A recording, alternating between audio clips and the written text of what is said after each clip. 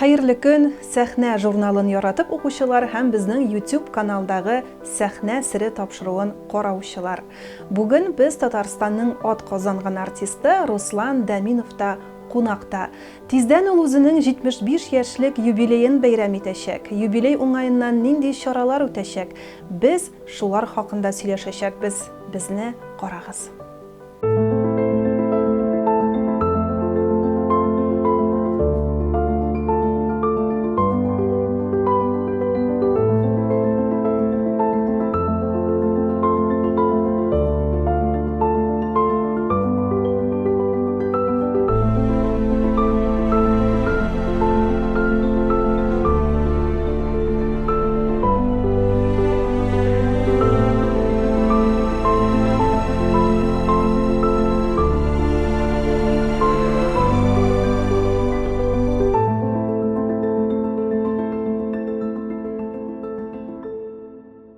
Хәерле көн, исәнмесез, Руслан абый?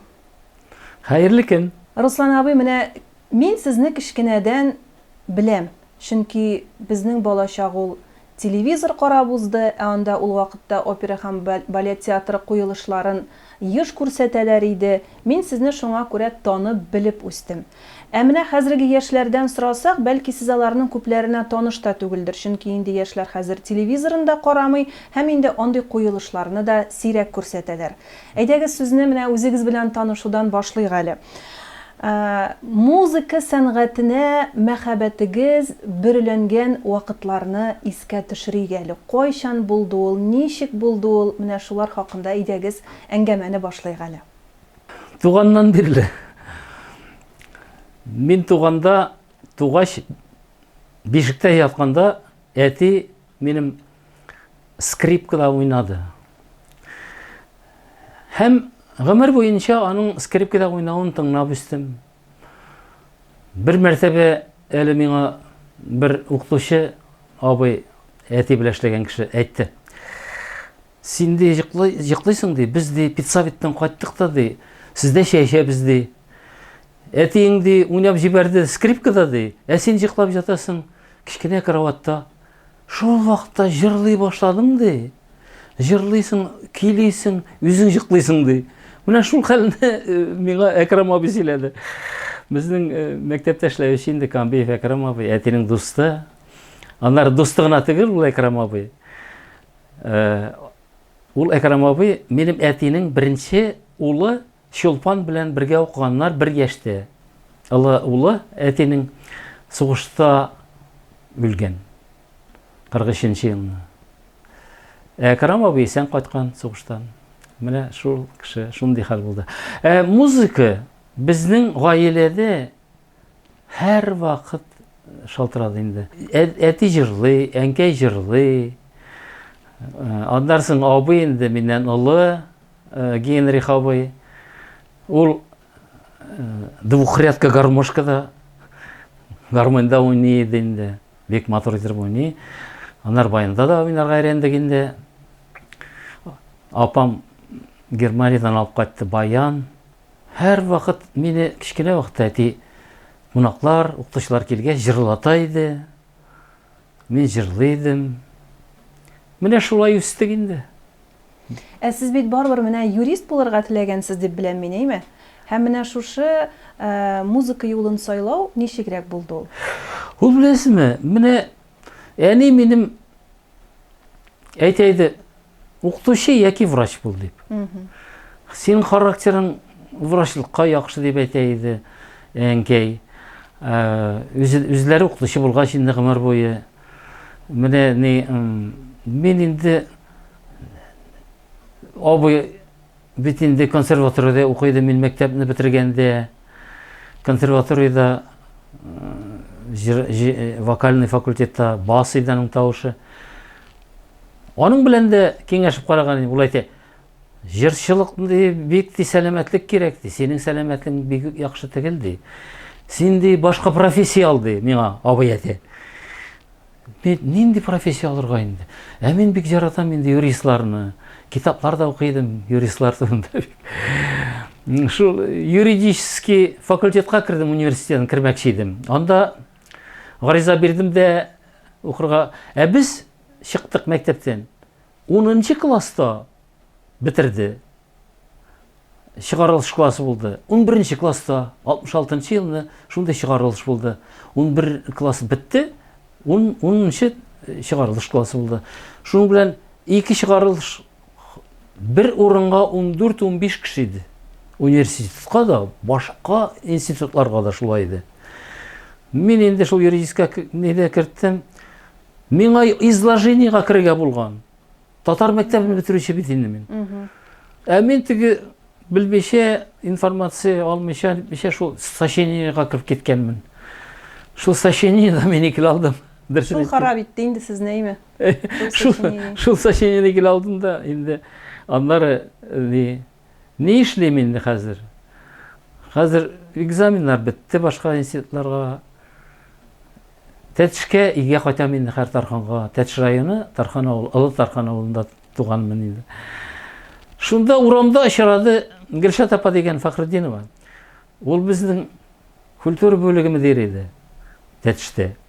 Ул инде безнең әти-әнине белә, укыган, анарда укыган. Ул әйтә: "Син нәрсә ди? Мәктәпкә икеле алып кайттым, Гөлшат апа. Менә нишләргә инде менә? Авыр инде Тарханга кайтырга да хәзер. Укытучы баласы икеле алган сочинениедан дип, хәзер русча бит. Карал ди, Руслан ди, син бит ди баянда уйныйсың ди, музыкаль ди, җырлыйсың ди. Гаилә концертларында күрдем инде ди. Барасыңмы дигә ди, Алабугада ди 3 айлык курс ачтылар ди. Шушы чыгарылышлар, мәктәп чыгарылышлары күп булганга күрә, клубта эшләргә теләүче яшьләрне җыеп 3 айлык курс ачтылар ди. Барасыңмы хәзер? Барам дидем. Борылдым да, пароходка утырдым да, Камага, Алабугага утырып киттем. Вот шулай итеп мин анда битердем дә 3 айлык курсларны. Безнең Тархан клубына худрук булып эшли башладым. Әле авылда да эшләп алдыгыз? Авылда эшләп алдым. Bir ничә ай инде. Ноябрьдә битердек, декабрь, январь эшләдем. Һәм монда абый җанына килдем нигә Казанга. Аның ул вакытта инде укып йөргән вакытлары име? Абый ул вакытта укып йөри иде. Мин шул вакытка туры килдем январьга. Январьда аның неде? Имтиханнар бирә торган вакытта консерваториядә. Мен җанга бардым. Әйдә ди консерваториягә барам дисең. Ярар. Бардык. Класска кирдек. Класста инде китап тора укытучысы Генрих абый. Шул вакытта кирде. Кафедра бүлеге мөдире Зюгра Гареевна Байрашева дигән кеше иде. Хәзер менә Зилә Сөнгатуллина аның урынында эшли консерваториядә. Ул кирде дә: "Генрих, ну нәрсә, кая монда укытучың? Әле килмәде инде хәзер. Бусы кем ди?" "Бу минем энекәш ди." "Энекәш? Братишка? Что за братишка? Он светлый какой-то, блондин, а ты черненький ди." Абый әйтә: "Зюгра Гареевна, вот поучится в консерватории и почернеет", ди абый. Так, он поет, что ли, ди? Русча сөйләшәләр инде алар. Мин бу әйтә: "Поет ты, там в деревне все слышат его, ди, как он поет. Ну-ка попробуй." Ну, ярар инде мәтем. Җырлап бирдем бер куплет җыр. Ай югары,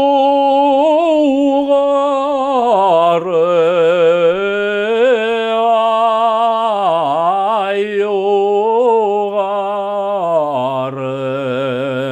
айга менәсем килә. Айга менеп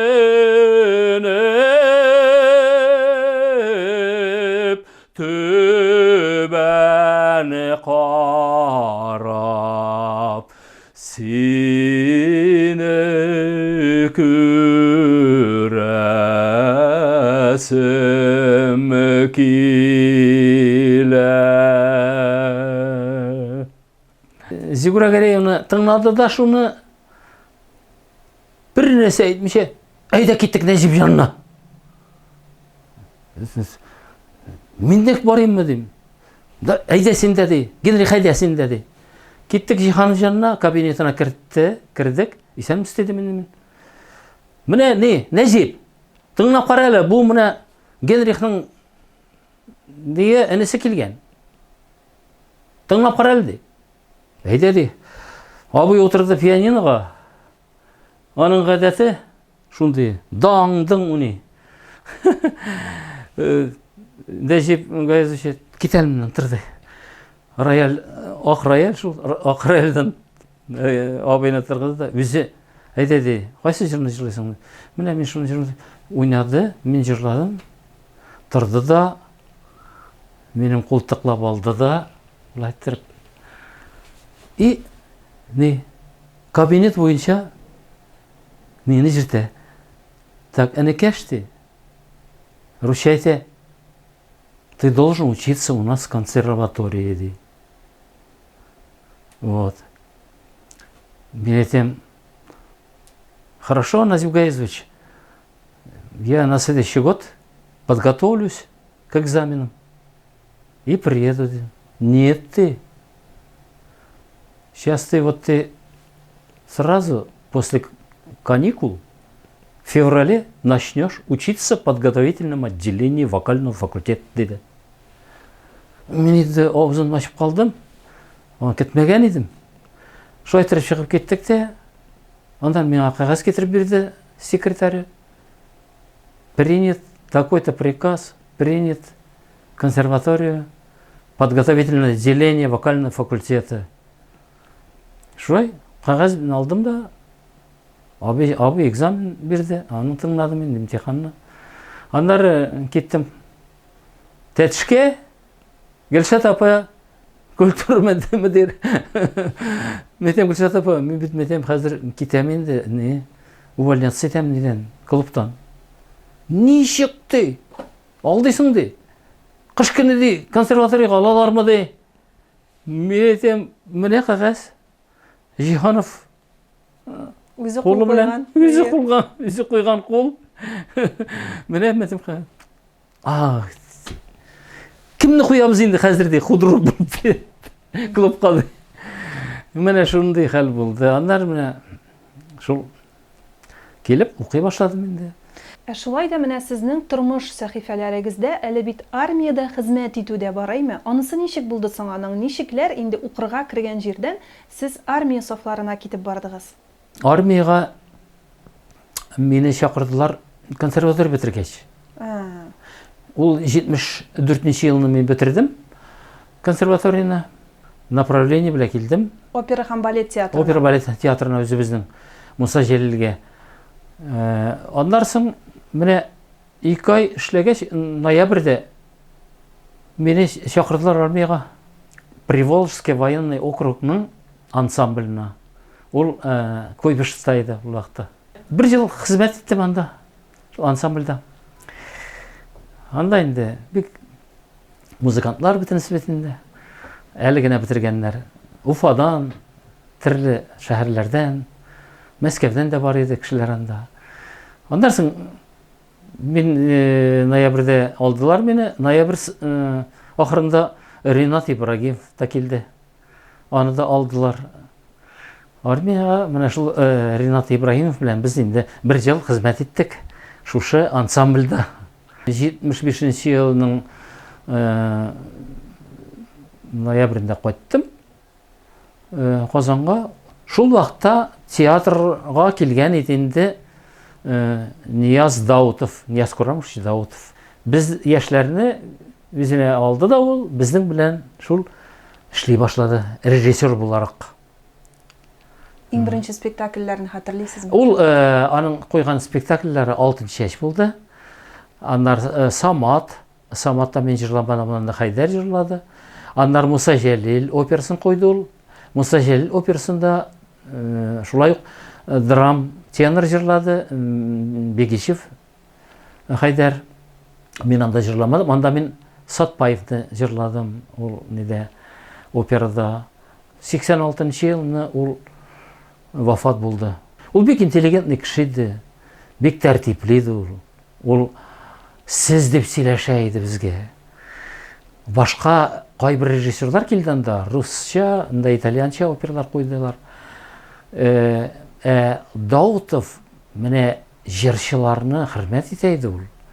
Ул аларга бик деликатны үзенең җитешү якларын әйтә иде. Менә Богема безнең булды. Италия не бит инде операсы Джакомо Пуччини дигән автора. Ул бик катлаулы опера. Менә аны Даутов куйды. Сәхнәнең ачыла, пәрдәсе. Шуннан башлый менә минем роль. Рудольф тенор җырлый аны. Аны һәрбер билгеле, дөнья күләмендә билгеле җырчылар җырлый ул операны. Аның менә шуша Рудольф операсын Бадамингода, Каррерста, Паваротида җырлаган. Анда шушы Райан Баков анда бер роль уйнады.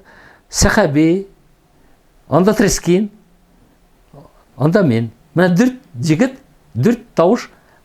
Иш айтып, баритон, бас, тенор ачып җибәрәләр. Аларның шундый кызык, алар яшиләр шушы дөнья белән, шушы яшьлек белән, яшьлек моңнар белән. Алар шундый күңелле җегетләр. Аннан соң инде шул Рудольф шул Мимига мәхәббәте уяна. Мими белән таныша, Мими белән күрешә. Аңа булган ариясы, аның дуэты. Ул Мимине җырлады минем Зилә Сөнгатуллина. Аннан соң Рахила Мифтахова, мәрхүмә инде, Лариса Башкирова, сопрано. Алар миннән алраклар иде. Ләкин шул рольдә, шул партияда Зилә белән бергә алар җырладылар. Бер-берсе белән. Ә минем Рудольф партиясын беркем җырлаучы юк иде. Гел мин генә җырладым аны, алмашсыз. 6 премьер булды шул операның. Авыр опера. Баштан иш пәрдә чыкмыйча Рудольф шунда була. Аның анда шушы Мими бит инде үлә, авырып үлә. Аның үлгән мәете җанда җырлаулары, аның шунхатлы кешне күп ала торган партия булды ул минем. Менә ул зур рольләрнең берсе минем. Ул бик авыр роль булды. Руслан абый, менә һәрбер театрда булган кебек, опера балет театрында да инде ул рольләргә кемне куяр икән дип андый көтүләр булгандыр әйме. Менә сездә дә шундый ниндидер каршылыклар, көтүләр, сез көтеп тә алмаган рольләрегез булдымы? Минем җырламаган рольләрем булды. Менә Риголеттада Герцог тенор җырлый инде аны. Аны җырламакчы мин, аны хәзерләдем дә. Аннары Травиатада Альфред тенор җырлый инде. Даутов куйган вакытта анда бездә яхшы тенор бар иде. Геннадий Васько дигән. Ул яхшылык җырлагач, Даутов аны куйды Альфред роленә. Ә мин икенче пландагы Гастонны. Күңелле яшь җегет. Без килгәндә, без яшь килгәндә, ул вакытта бит инде аллы артистлар бар иде. Алар бик авторитетлы иде. Менә Азат Аббасов бит инде, тенор бит инде ул. Мин 9-нчы класста укыганда безне алып килделәр Казанга, опера балет театрына спектакль карарга. Севастопольский вальс дигән. Шул Севастопольский вальста мин истә утырдым инде. Балконда, җыракта. Севастопольский вальста уйнады Азат Аббасов. Һәм башка артистлар инде. Шул музыка бишады миңа. Шул хәтле Аббасовның җырлавы ошады. Шунда мин ниндидер бер күңелем җылап утырдым, тыңлап. Минем өчен зур опера театры ул инде хыял гына иде ул вакытта.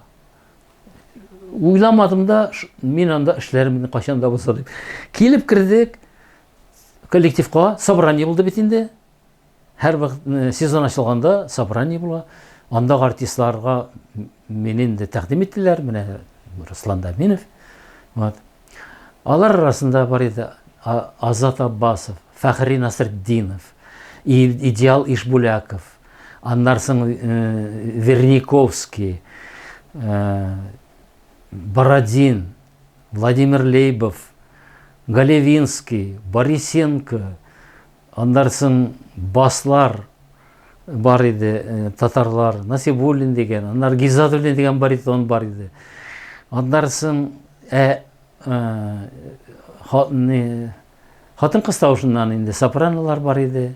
Якушева, Рахиля Мифтахова, аннан соң Лариса Башкирова, Гөлшат Сайфуллина, аннан консерваторияда укытучы булып эшләде.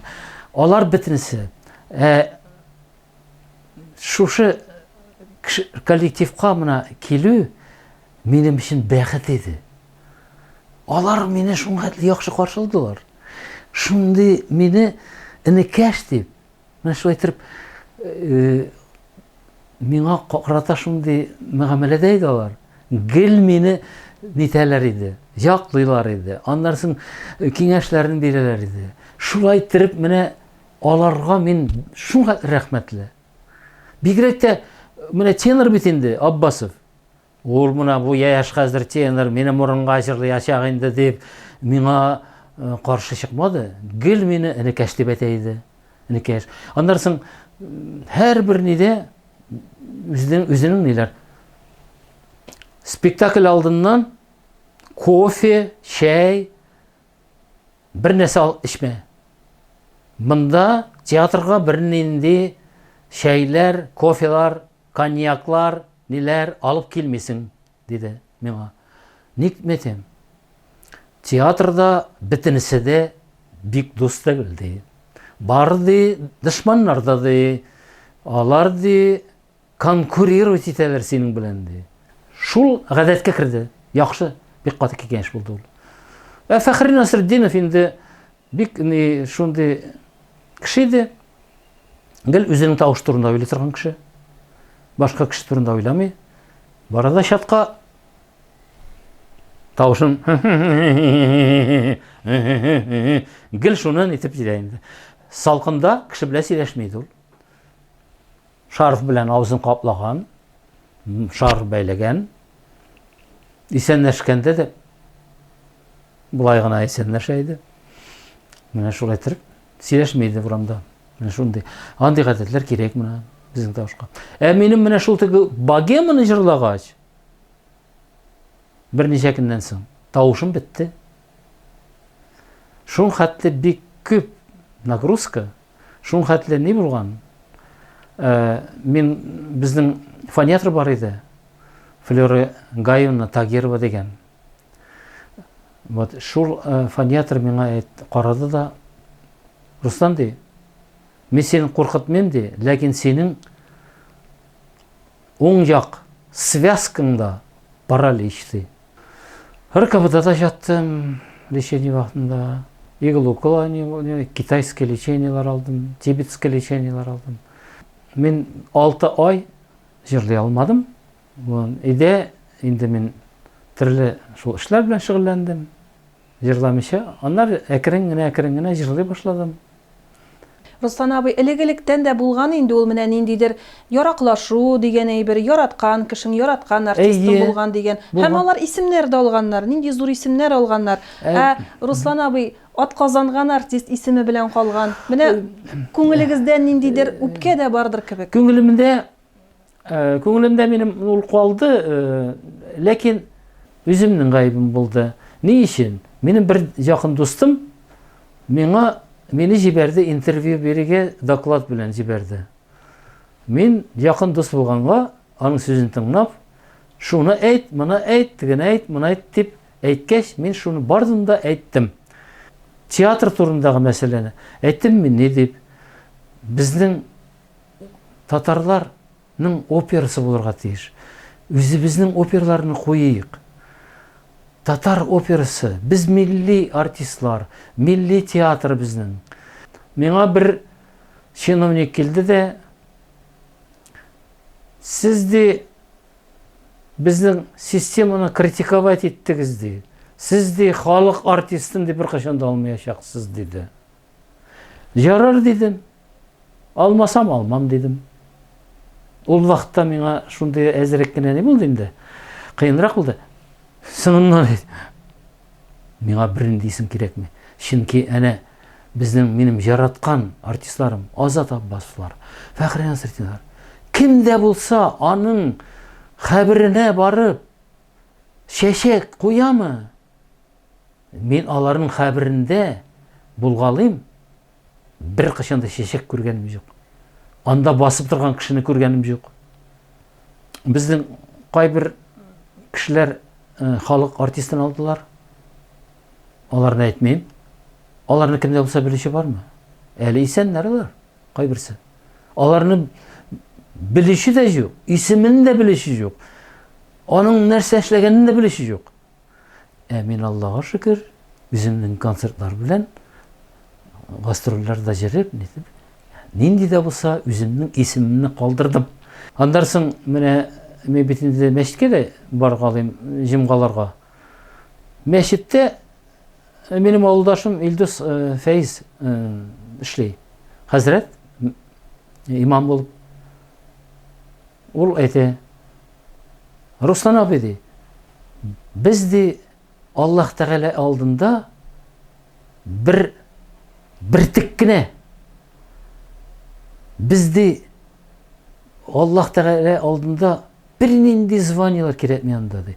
Бер нинди дәрәҗәләр кирәкми анда ди.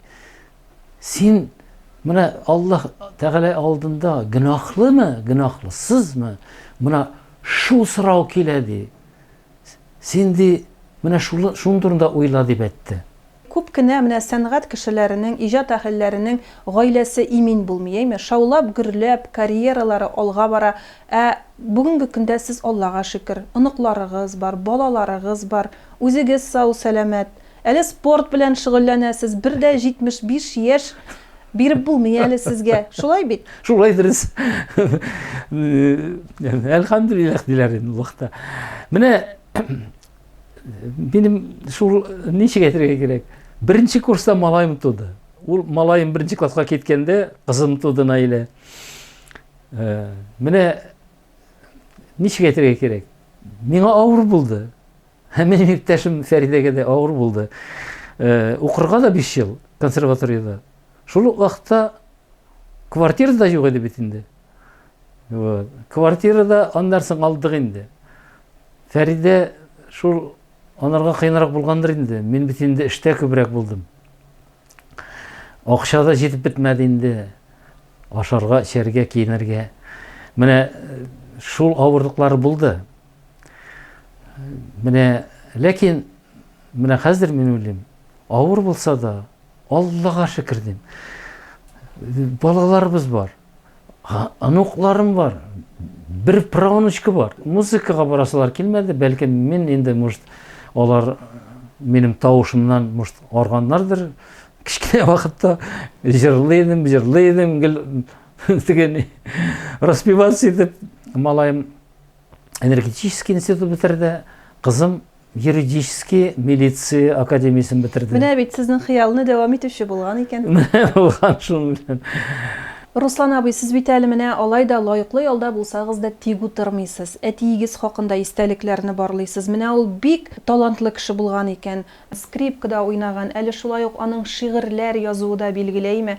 Әле бит ул төрле уен коралларында уйнау гына түгел, картиналар иҗат иткән. Әйдәгез, әтиегезне дә искә төшереп алыйк әле, аның рухына бер дуга булып барып ирешсен. Рәхмәт сезгә шушы сорау биргән өчен. Чөнки минем әтием бик кырлы, талантлы кеше иде. Аның кебек талантлы була алмадык без. Һәр бер баласы да аның кебек була алмадык. Минем инде әтиемне хәзер дә бигрәк тә искә төшерәм. Бик яратам. Әтиемнең талантлы булуыннан да исем аклым китә хәзер. Бигрәк тә шушы аның шигырьләрен, аның язмалары белән. Аның иҗаты бик зур булды. Ул бит скрипкада гына уйнамады, мандолинда уйнады, пианинода уйнады. Ул пьесалар язган.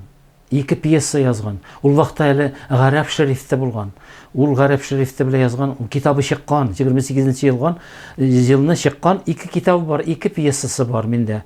Татар телендә латин шрифты белән, ул вакытта латин шрифтына күчкән булганнар, хрестоматия төзегәннәр. Әти дә шунда катнашкан Агишев белән. Ул билгеле филолог та, ул язучы да, профессор ул Агишев белән дус булган. Әти аның белән шул бергә чыгарганнар, шул хрестоматияны төзегәннәр. Анда да катнашкан. Аннан соң аның шигырьләре 120 шигырь язган гомер буенча. Ул 14 яшеннән шигырьләр яза башлаган. Аннан соң бит ул 5нче елны тугач, 17нче елны революция булган. Шуңа хәтле мәдрәсәдә укыган. 14 яшендә ул үзенең яшендәге шәкертләрне укыткан минем әти. Әтисе мулла булган минем бабай. Мулла ат белән алып барган Ульяновскига. Ульяновскидан да укытучылар мәктәбе булган 1 еллык. Шул мәктәптә әти 15 яшендәме укыган. Кавин Ажби белән туры килгән. Ул да анда бергә укыган булган. Шулай аның бер таныш булган. Менә шулай аны бетереп, аннан соң Казанга килеп, Бакый урманчыга туры килә. Художественный училищеда. Вот, шул Бакый урманчы белән таныш булган. Аннан соң Бакый урманчы монда Казанга килгәч, исән чакта аның җанга килеп йөри иде ул. Әти авылдан, алда торды ул, Лутарханда. Менә шулай итеп мәктәп коллективы белән, мин кичкенә 12 яшьлек малай идем, мәктәптә укыйдым. Коллектив белән Зәңгәршәлне куйды. Әти режиссер буларак. Шул Зәңгәршәлне Тархан мәктәбендә куйдык. Мин малайларны уйнадым, малайны уйнадым андага. Әти үзе ишанны уйнады, әнкәй беренче хатынын уйнады. Әнкәй дә. Менә шулай спектакльләрдә куя иде. Гаилә концерты безнең авылда һәр вакыт куя идек. Әти скрипкада, абый гармоньда, мин баянда, әнкәй җырлый, апам бик җырлый иде тоже. Шулай. Мин җырлыйм, әти җырлый. Менә шулай итеп үзебезнең халыкка концертлар куеп үстек. Әтинең шигырьләре менә хәзер барлыйм. Бер шигыренә менә күз салдым. Бодай бөртекләре дигән 68нче елны язган мәсәл. Бодай бөртекләрен чәчәргә дип, капчыкларга төяп киттеләр. Дыңгыр-дыңгыр юлдан бара-бара, нәтиҗәдә кырга җиттеләр. Кайбер капчыклары тишек икән. Юл буенча бодай кыелды. Аны күреп бөтен тирә-яктан төрле кошлар юлга җыелды. Бик күп кенә бодай бөртекләре бүксәләргә кереп тулдылар. Алар өчен шунда тормыш бетте, алар инде вафат булдылар. Кайберләре кышлар күрмәгәне каты юлда ятып калдылар. Тынычлык юк, ләкин мискеннәргә көнен-төнен гел тапталдылар. Тәгәрмәч ул сине жәллимени? Бишаралар ыңга әйләнде. Бик сирәге генә тыныч җиргә ятып, үсәр өчен җайланды. Алар шытты, ләкин үсәр өчен шартлар юк шул монда аларга. Әле кеше тапты, әле арба. Ах, ничек соң җаен табарга? Капчыктагы бодай бөртекләре йомшак җиргә барып керделәр. Таптаучы юк, яхшы үсеннәр дип, хәтта ашламада бирделәр. Алар үсте зифа буйлы булып, авыр башаклары салынды. Бик кадерләп җыеп алу өчен шунда кабанер да табылды. Әтегеләр һаман үсә алмады. Имгәнделәр, эштән чыктылар.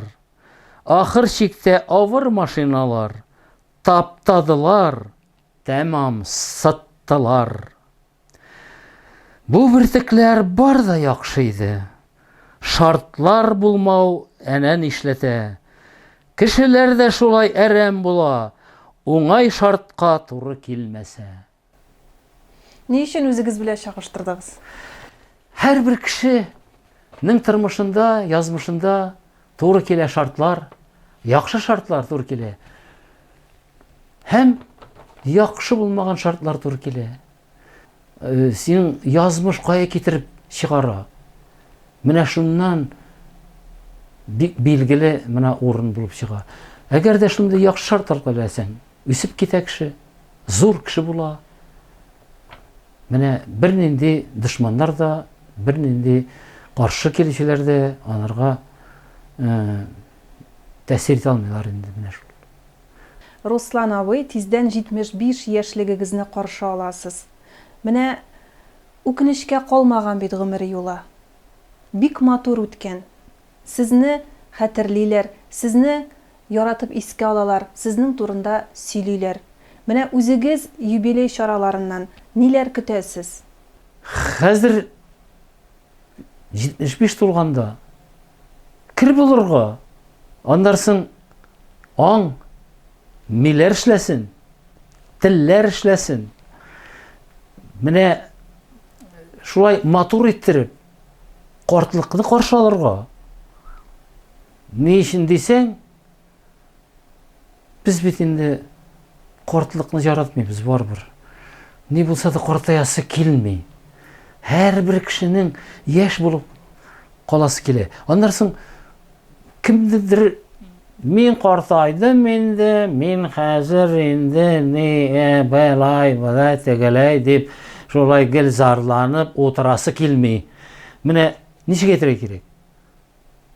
Һәрбер алгы якка гомер үтә, гомер бара. Бит тормыш яхшы бара, яхшылыкка табан бара. Барбер шундый оптимизм.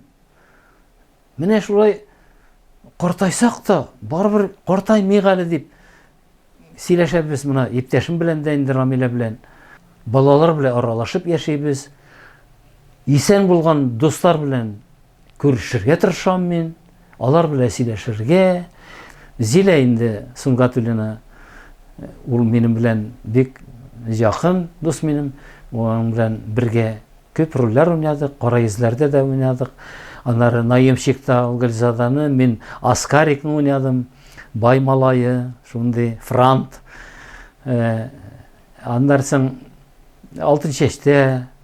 Менә Кара йөзләрдә, күп инде менә шундый оперетталарда менә бергә эшләгәннәр якын була. Клара Хайретдинова белән бергә эшләдек. Мөнир Якупов, Рафаэль Сахаби белән бик дус идем, мин аны якын күрә идем ни өчен? Аның әтисен, әнисен әнисе белән таныштык Нижегамскида торган вакытта. Аннары Рафаэль ул бөтен арабызда коллегалар арасында ул юморной, мәзәк кеше иде. Картлар белән мин күбесенчә бик хөрмәт итә идем карт артистларны. Аларга бик кеше иде. Хәзерге заманда аз гына карт артистларга хөрмәт җитеп бетми. Ул бөтен җәмәгатьтә шулайдыр инде. Хәзерге заман яшьләре шундый. Шул ягы бар, җитешмәгән. Менә шул. Наган нәрсә әйтергә алар турында. Без сезгә үз чиратыбызда әле озын гомер яшәвегезне телибез. Сәламәт булыгыз, сау булыгыз. Тормыш иптәшегез белән озак еллар яшәргә язсын сезгә. Әле тагын 80-85 яшьлек юбилейларыгызга килеп, Руслан абый, тагын сөйләгез әле, интервью бирегез әле безгә дип, сезнең фикерләрне белергә, уртаклашырга насыйп итсен. Амин. Рәхмәт, сезгә рәхмәт. Мин Аллаһ Тәгаләдән гел сорыйм. Үзең яраткан кешеләр белән мине очраштыр, алар белән аралаштыр дип сорыйм Аллаһ Тәгаләдән. Менә шул, сезгә дә шундый яхшы кешеләр туры килсен. Рәхмәт. Мин җырлармын син